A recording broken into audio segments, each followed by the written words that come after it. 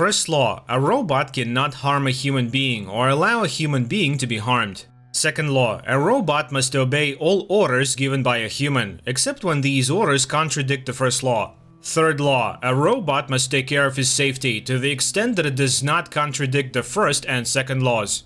A man is awakened by a robot Vasily. There has been a serious traffic accident nearby, and soon the bodies of the dead will be delivered to the morgue where they work. But a minute later, it turns out that this is one of the duty phrases for waking up the man, which he himself has put into the android. It turns out that Georgi overslept, and the man rushes to the street, where the on-duty drone finds him for parking in the wrong place. Nevertheless, Georgi goes to his ex-wife's house to give her permission to go on vacation to Australia and to pick up the kids for the weekend. His daughter Sonia is ready, but son Igor has gone to say goodbye to his buddies, which causes an altercation between the ex-spouses. The woman's second husband is not happy. Alice still has not told her ex-husband the truth. Georgi shows his daughter a kite and calls his son again. But Igor, hiding behind a corner, is in no hurry to come out to his father. Instead, he calls his friend and waits for him in the yard. But instead of Dimach, Igor is caught up with three very angry guys to whom Igor owes money. But Igor splashes paint into his pursuers' faces and manages to escape. Later, he and his friend laugh about the incident, because very soon Igor is flying to Australia and there will be no way those three can get to him then.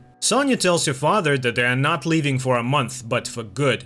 Angry, Georgi rushes to Ella and, expressing his dissatisfaction, takes away his permission. He has no intention of returning Sonia either. At this time, a case arrives at the Kronos Corporation. Viktor Toropov, the owner of the corporation, participates in a television program on the moral issue of using robots as the object of human love. There is a precedent where a wife catches her husband in a very delicate situation with a girl, an android. But the husband believes that the bot is not a living creature and therefore you can do all sorts of things with it.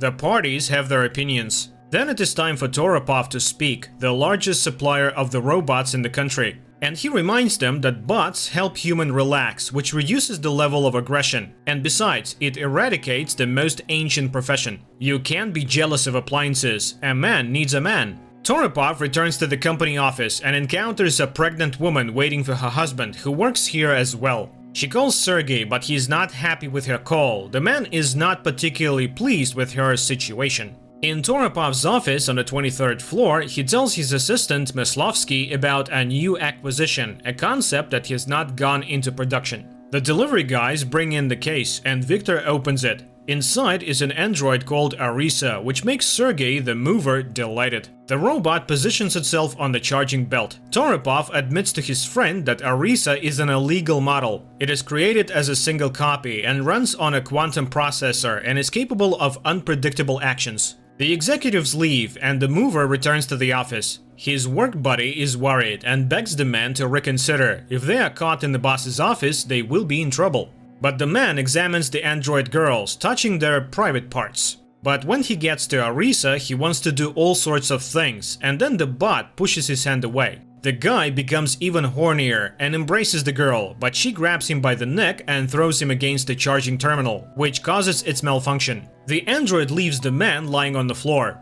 The buddy sees his friend lying there and realizes what Arisa just did. He takes out his gun, and the bot removes the other bot's clothes and goes straight for the man. Maslovsky reports that some files are missing from Arisa's documentation. At that moment, the men hear gunshots and rush to the office. Finding the body of the mover and his terrified buddy, they begin to look into what happened, but in vain. Arisa disappeared without a trace. The guy says that the bot acted on its own, but this just can't be. Bots don't kill people. Viktor calls Gleb, the corporation's specialist on delicate assignments, while Arisa finds a new charger. Gleb realizes that the guy wasn't lying about the murderer. Viktor orders to cut down the power supply as the bot is undercharged. Arisa goes in search of another charger and leaves the building. Viktor asks to indicate the official cause of death as natural. Gleb instructs the colleague of the deceased. His work buddy had a heart attack and he did not have time to call for help. Arisa sees a vacant spot on the medical car charger. A dead man's body is being loaded into the car and she climbs in. Sergei's buddy accidentally tells his wife about the bot's attack. Gleb pays for an orderly to provide the proper conclusion and takes the body to the morgue. Georgi at this time communicates with a lawyer, and she advises him to immediately return the child to her mother and then file a case against his ex-wife. But after taking the girl, he sees the medical car. He asks Sonia to wait and runs to the morgue. The orderly gives Georgi the fake diagnosis, but he brushes him off. Curious, Sonia notices Arisa, and the bot, taking the child by the hand, authorizes her as a first-level user. Then Georgi returns and takes the girl. Arisa goes inside the room and enters Georgi's computer, which has all the data on his family. Georgi returns Sonia and takes away his consent papers. His son, upon learning of this, becomes enraged. Bot Vasily draws Georgi's attention to inconsistencies in the official diagnosis. He speaks with the orderly and threatens to call the police. Igor arrives at the morgue and asks his father for permission to leave. But Georgi refuses and asks to be given a month to mend his ways and become a good father. Then the man learns the cost of the child custody review process. Ella tells her friend everything. Lev can't wait for the situation to be resolved and is forced to fly to Australia alone. Marina advises her to compromise her ex-husband in order to deprive him of his parental rights. Georgi names a price for his silence, 300,000, and the orderly is forced to pay. Safronov launches a custody case, but Ella informs him that she's flying away with Lev and leaves the children with him. She says goodbye to her ex-husband and the children, who remain in Ella and Lev's apartment. Georgi puts Sonia to bed and leaves the room. Kronos security can't find traces of the bot. The Chinese Arisa salesmen don't answer the phone, their phones are blocked. Maslovsky shows Victor footage of Arisa killing 2 employees of a Chinese firm and congratulates him. He has brought the world's only killer bot into the country. Sonia suddenly sees Arisa behind the balcony glass. In another scene, a young man is having dinner with an android girl. Meanwhile, another young man is being instructed before committing a crime. He runs up to the couple and, insulting the guy, splashes paint in the bot's eyes. But the guy stands up to his girlfriend and is stabbed with a knife. The perpetrator is ordered to flee. Georgi wakes up to loud music from Igor's room and hears news of the attack on people. Igor cannot forgive his father for disrupting his trip to Australia. Sergei's wife reports him missing to the police and learns of the man's death. Investigator Varlamov intends to examine the body of the deceased. Sonia finds new clothes for Arisa and hides her in the closet. Georgi is forced to leave the girl at home and rushes to the morgue. Igor's friend hides him in his father's apartment, where he keeps his mistress, a bot. Sonia and Arisa watch TV, and the bot demonstrates her ability to copy voices. The doorbell rings, and Sonia asks Arisa to hide in the bathroom. Her mother's friend Marina comes in and asks about her father, and then the man's voice is heard coming from the bathroom. Marina, having made sure he is at home, leaves. And Sonia rejoices at how cleverly Arisa tricked her mother's friend.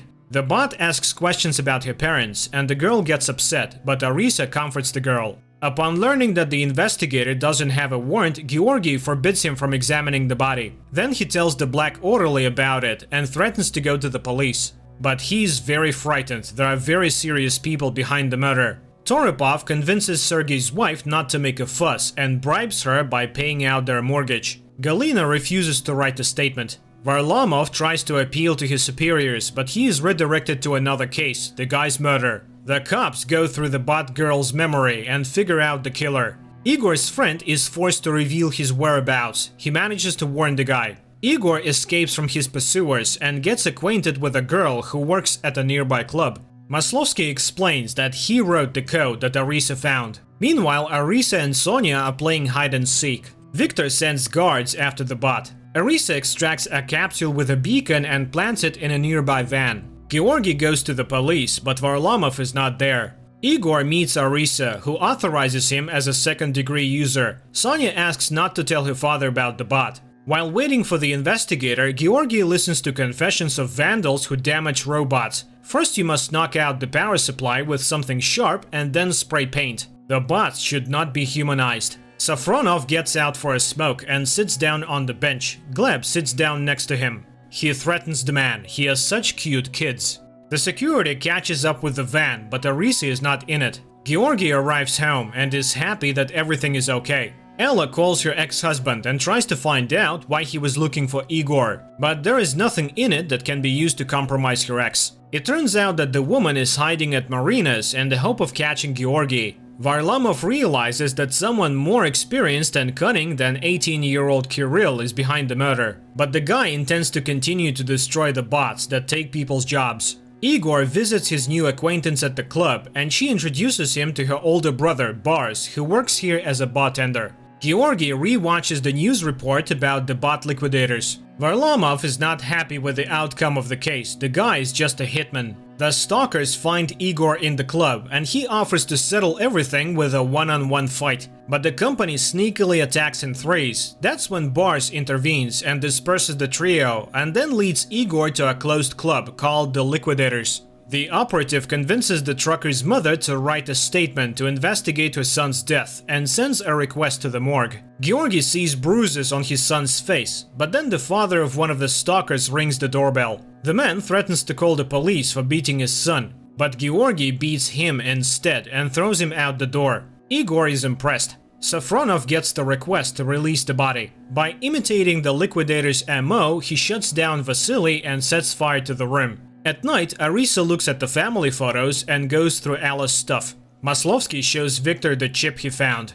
Arisa approaches sleeping Georgy and authorizes him as the primary user. The family is now fully staffed. What seems unbelievable today, tomorrow may become commonplace. It's a shame that by creating a doll for pleasure, people don't think. What if the intelligent learns emotions as well? And is it at all possible?